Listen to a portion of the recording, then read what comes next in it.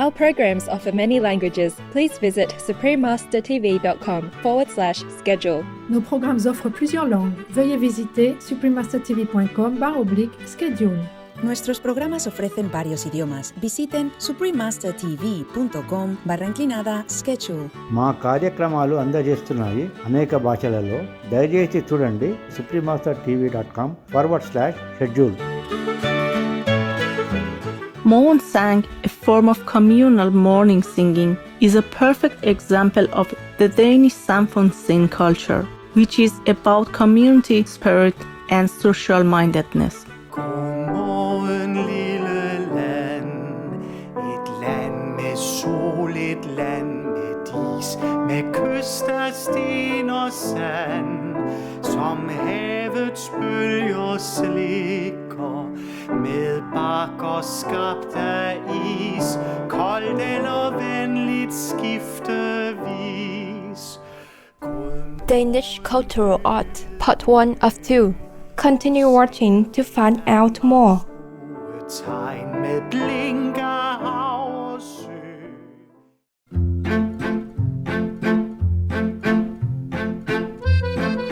Velkommen means welcome in Faroese. Elegant viewers, I'm Cecily.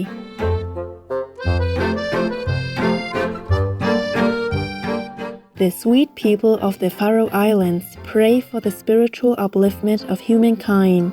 May you gain greater enlightenment every day through divine grace.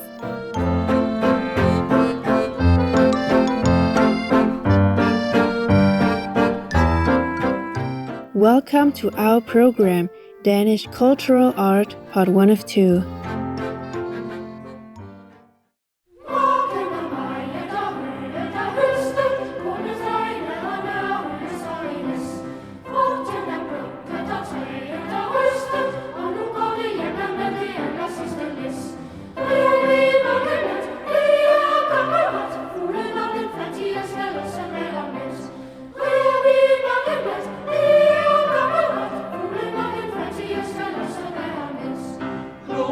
We just heard one of Denmark's most famous folk songs, Marken Mayet, or Harvest Song, which depicts the happy harvest season of the Danish people.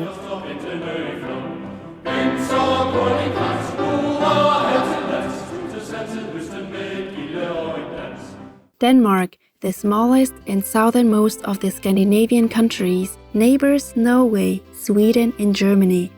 Surrounded by seawater, the nation consists of the Jutland Peninsula and an archipelago of 443 named islands.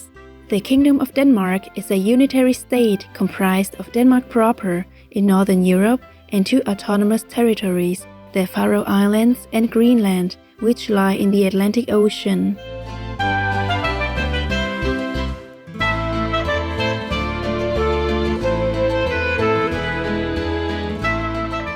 According to the United Nations World Happiness Report, Denmark is the happiest country in the world and its capital Copenhagen the happiest city.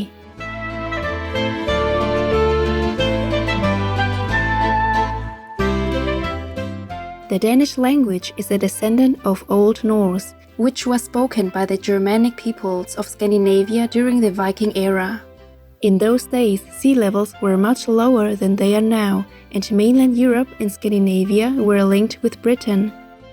The vibrant culture of Denmark has been influenced by the various religions and traditions of other northern European countries.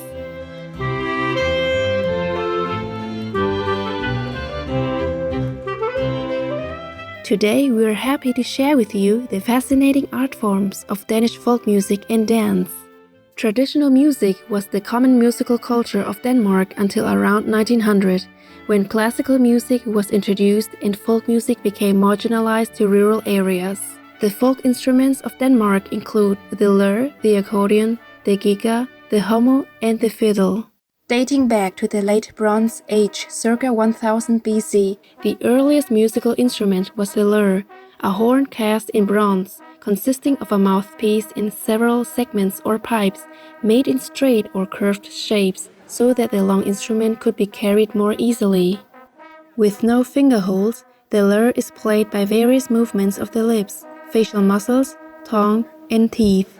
We can see that the shape of the oldest lure from Danish history is similar to that of the angel's horn seen in many church paintings. Its pleasant sonorous sound has made the lure a popular instrument for use in religious ceremonies, folk music performances, and traditional festivals. The giga is a kind of bowed lyre or harp that was played during the Baroque era before the violin was introduced into Denmark. Its name is derived from an old Viking term meaning to vibrate.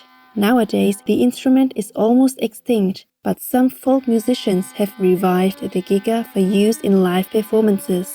For the Danes, narrative folk music accompanied by the giga brings out their feelings and love for the homeland and traditions. The hummel is a zither-like plucked string instrument, introduced into Denmark in the 18th century for use in folk music. The hummel lost popularity in the 19th century, but was reintroduced in the 1970s during a folk music revival.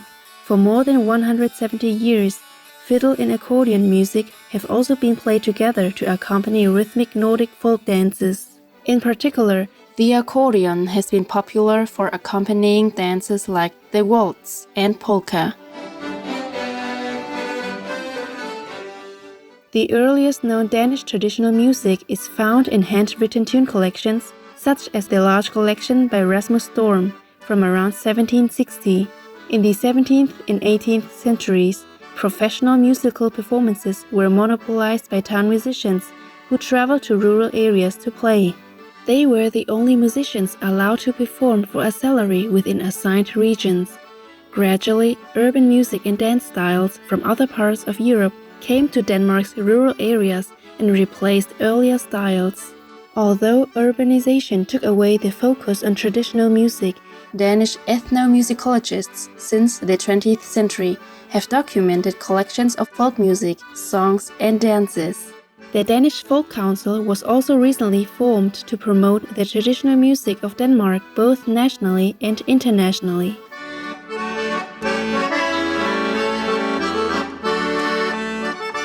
Angelic viewers, we'll now pause for a moment to hear a brief message. We'll return shortly.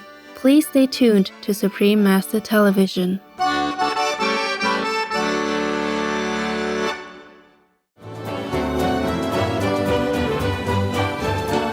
Welcome back to our program. Included in the culture of Danish folk music is a special musical genre called morgensang, which means communal morning singing. The idea of singing together is generally a big part of people's lives, and Danes of all ages still maintain this tradition by singing together at universities and offices. Morgensang is also an important part of the Danish samfundssind culture, which promotes community spirit and social mindedness. At the beginning of the COVID-19 pandemic in 2020, the Prime Minister of Denmark, Her Excellency Mette Frederiksen, appealed to citizens with the theme Samfundssind, which means putting the concern of society higher than one's own interests. During lockdown, 1/5 of the population, including the Prime Minister and the Crown Princess, Her Royal Highness Mary Elizabeth, tuned in to TV channel DR1 to join Mr. Philip Faber for a daily 10-minute morgensang. The princess wrote, "Singing together is rooted deeply in the Danish psyche." Morgensang is reminding us that our community can sustain itself, even if we can't be together right now. Mr. Faber is regarded as a national hero because of this initiative.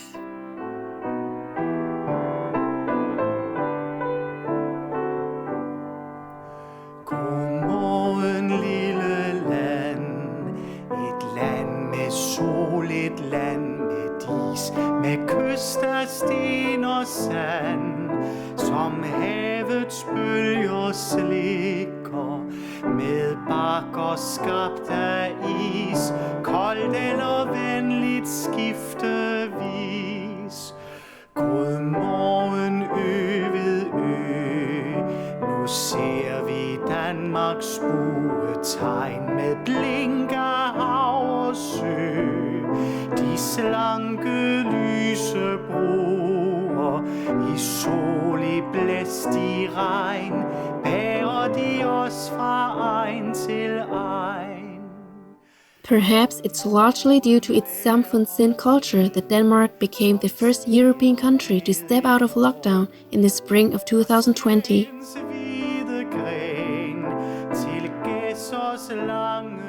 Danish folk music and folk dance always go together, and the beautiful dances of Denmark also reflect the country's community tradition and culture. The circle dance is believed to be the country's oldest known dance form and was part of the community life of ancient Danish people. While holding hands finger to finger or hands on shoulders, people danced in a large circle and sang ballads and folk songs. The steps are easy and gentle, so everyone can learn and enjoy the spirit of community.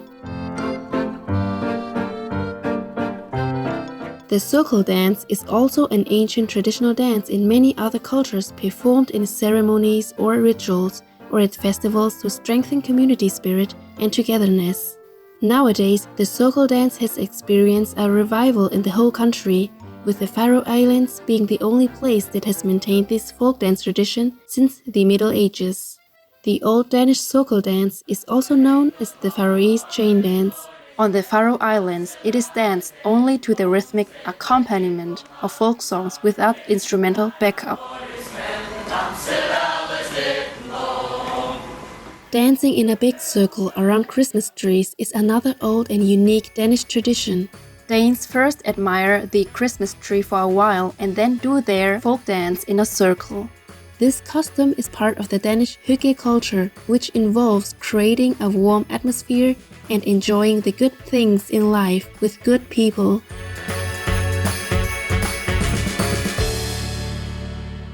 With the revival of Danish folk traditions in the early 19th century, the profile of folk dancing was also raised. Currently, the country is home to more than 12,000 folk dancers that belong to more than 200 Danish clubs. Læslandsjæs is another old folk dance that has been popular throughout Europe since the 1860s, and Denmark is now the only country that still keeps the dance on the agenda for school balls and other social gatherings. Læslandsjæs dance is a square dance performed by 4 couples. Each couple takes turns leading the dance, and they continuously exchange dancing partners during a performance. Before each exchange of dancing partners, they politely bow to each other. It's a highly interactive and communicative dance. Most Danish high schools traditionally hold a big annual Læslandsjæs dance ball as a part of graduation parties. At Danish folk festivals, the Danish Sønderhunding dance, a kind of polka dance and long waist set dancers, are frequently performed. Almost all Danish folk dances are simple, easygoing, and gentle with the purpose of promoting social or educational engagement.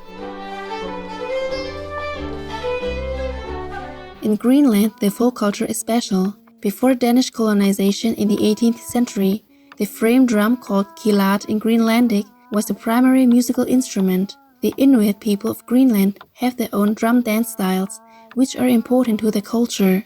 Greenlanders also integrated Danish folk music and dance into their culture with a happy and fast-paced dance known as kalatut. What a beautiful experience it is to enjoy colorful Danish folk music and dances, which bring us living performances of ancient art forms and also enlighten us about the importance of the arts in forming social consciousness. Joyful viewers, thank you for your company during our program today, Danish Cultural Art, Part 1 of 2. Please return next Wednesday for Part 2. Up next is New Day, New Chef, a delightful, delicious and unique vegan cooking show, Part 2 of 2, right after noteworthy news. May you travel joyously homeward through God's blessing. Our programs offer many languages. Please visit suprememastertv.com/schedule and suprememastertv.com/CTAW.